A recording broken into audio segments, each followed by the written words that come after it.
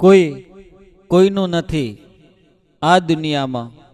તમે આ કહેવત સાંભળીએ છીએ. તમે તમારા કુટુંબીજનો, તમારા સગા વહાલા, તમારા મિત્રો, તમે આ દુનિયામાં બીજાના માટે ગમે તેટલું કરશો, પણ તમને એ લોકો ક્યારેય તમારા માટે કશું નહીં કરી શકે. તમે એકલા પડી જશો. સગા સંબંધી હોય, મિત્રો હોય, તમારો પરિવાર હોય, કુટુંબ હોય, કોઈ પણ હોય, જ્યારે તમે એકલા પડી જાઓ ત્યારે તમને માં મેલડીની યાદ આવે, તમારા કુળદેવીની યાદ આવે. તમે જેને માનતા હોય એ ઈષ્ટ દેવી દેવતા, ભગવાન, માતાજી તમને યાદ આવે. જ્યારે કોઈનું ના હોય ત્યારે ભગવાન હોય છે.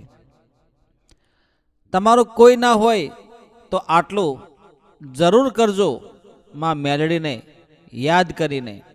માં મેલડી સામે તમે એક જ દીવો પ્રગટાવીને તમારા જે કંઈ વિઘ્નો હશે, તમારામાં જે કંઈ કષ્ટો આવેલા હશે જીવનમાં, તમને જેણે દગો કર્યો હોય, વિશ્વાસઘાત કર્યો હોય, તમે બધી જગ્યાથી હારી ગયા હોય, એકલા પડી ગયા હોય, તો માં મેલડી સામે આટલું જરૂર કરજો, તો ક્યારેય તમે જીવનમાં ક્યાંય અટકશો નહીં.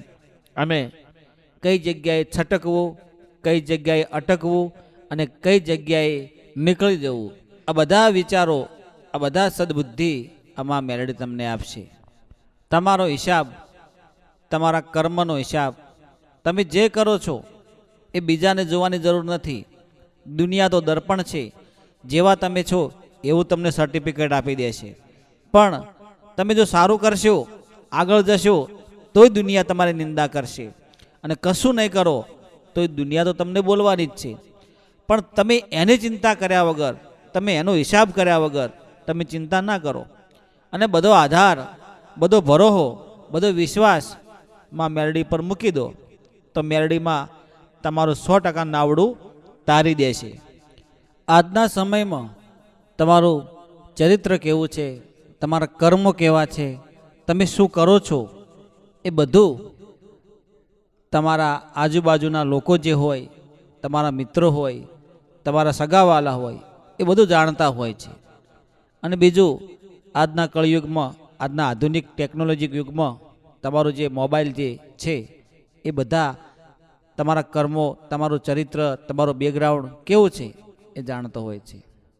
તો મિત્રો, જે લોકો શોર્ટકટ અપનાવતા હોય છે, રાતોરાત કરોડપતિ બનવાના જે કૌભાંડો કરતા હોય છે, કોઈનું લઈ લેવું, કોઈનું પડાવી લેવું, કોઈની છેતરપિંડી કરવી, વિશ્વાસઘાત કરવો, લઈ અને જલસા કરવા, એવા લોકો તમે જુઓ, થોડા દિવસો હવા મૂડશે, 1 મહિનો, 2 મહિના, 5 મહિના, 1 વર્ષ, 2 વર્ષ, વધુમાં વધુ 5-6 વર્ષ, 10 વર્ષ તો બહુ થઈ ગયા, આટલા વર્ષો સુધી જલસા કરશે.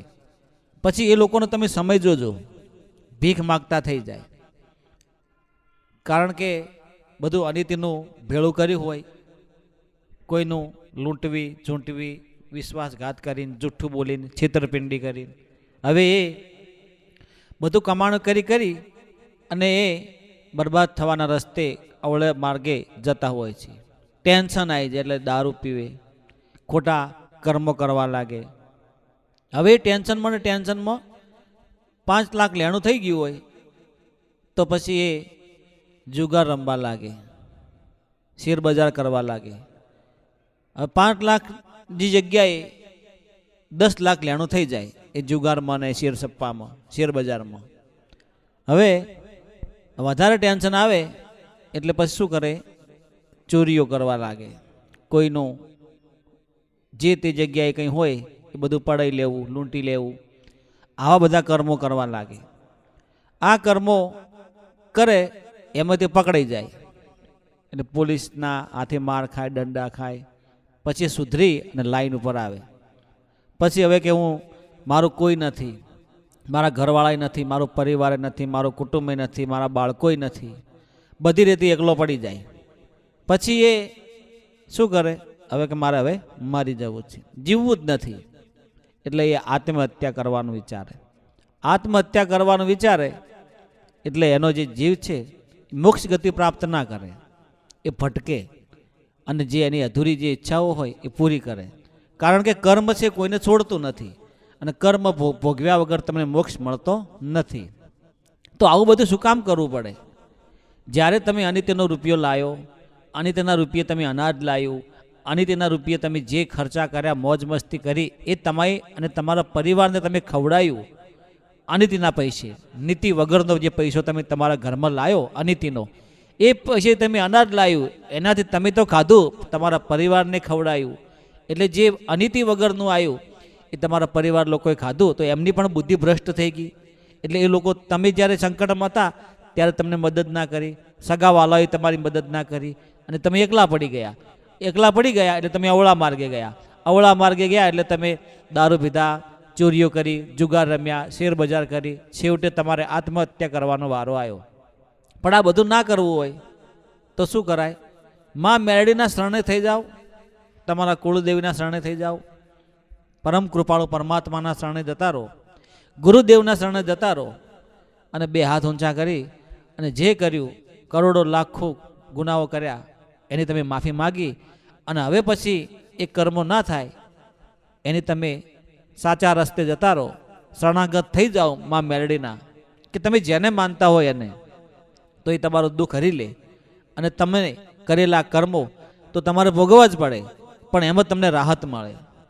તમે જે કર્મો કર્યા હોય એ તો ભોગવવા તો પડે જ, પણ જો તમે શરણાગત થઈ જાઓ ભગવાનના, માતાજીના, માં મેલડીના, તમારા કુળદેવીના, તો તમને એમાં રાહત મળે અને એ ધીમે ધીમે તમે સદમાર્ગે જાઓ તો તમે એક સિદ્ધ પુરુષ બની જાઓ જ્યારે માં મેલડીની કૃપા થાય ત્યારે. તો તમારે માં મેલડીને એક અખંડ દીવો કરો અને એમાં બની શકે એટલો તમારો ભક્તિમય ભાવ પીરસો. તમારા જે વિચારો છે માં મેલડી સામે રજૂ કરો અને માં મેલડીને પ્રાર્થના કરો કે હે માં, મારા કરેલા કર્મોને મને માફ કરજે અને આજથી પછી હું એવા કર્મો નહીં કરું. તું મને સદબુદ્ધિ આપજે, મારા જીવનને ઉજ્જવળ બનાવવા, મારા જીવનને ધન્ય બનાવવા તારી કૃપા કરજે. હે માં, બનેલા ગુનાઓ મને માફ કરજે અને મારા જીવનને કઈ રીતે આગળ પ્રજ્વલિત કરવું એનો મને રસ્તો બતાવજે.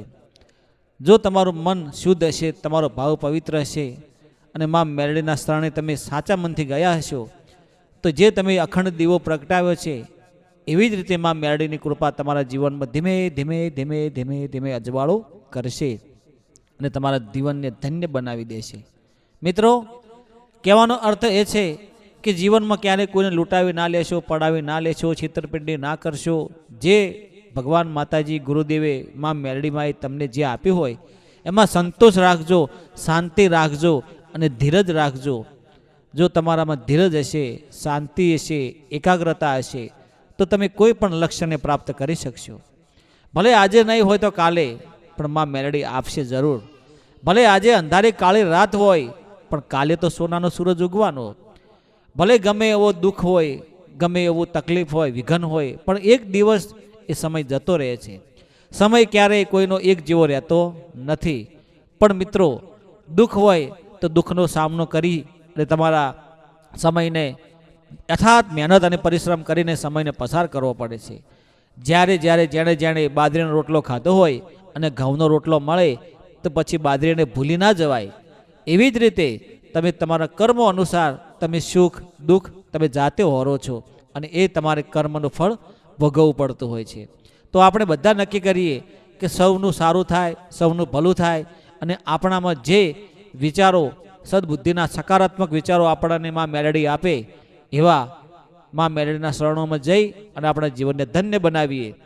મિત્રો, તમે આ વિડીયો કયા ગામ, તાલુકા, જિલ્લા, શહેરમાંથી જુઓ છો તે કોમેન્ટમાં જરૂર જણાવજો. જય ગુરુદેવ, જય